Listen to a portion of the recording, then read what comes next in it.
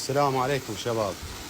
هواية من الشباب راسلوني خاص على مود النافورة، عمل النافورة الدوش. طريقتها سهلة كلش.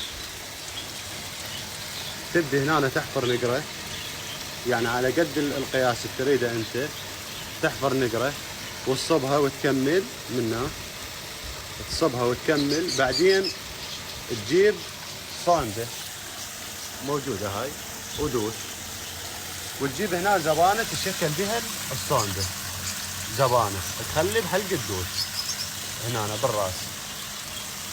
تسوي هنا تفريغ، تجيب صاندة تخليها تفريغ، تطلع لبرا للخارج، وتجيب واتر بام. تريد تشكل من البوري مباشر للدوش، تريد تخلي الواتر بام. هسه انا لاغي الواتر بام، اقدر افصل منه. انا اذا تشوفون هاي اقدر افصل منه اشكلها على الدوش، على العفو على الواتر بام.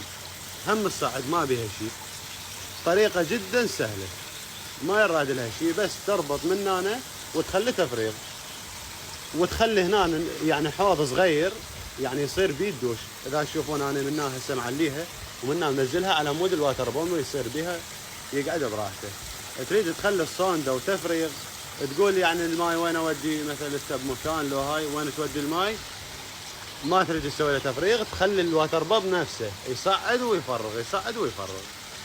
طريقته سهلة وجدا عملية وحلوة وجاي يرتاح لها الطير. بس يعني انت تكون ما تخليها تنترس، يعني على قد رجل الطير، ما تترسها ترس، على قد رجل الطير حتى يقدر يسبح.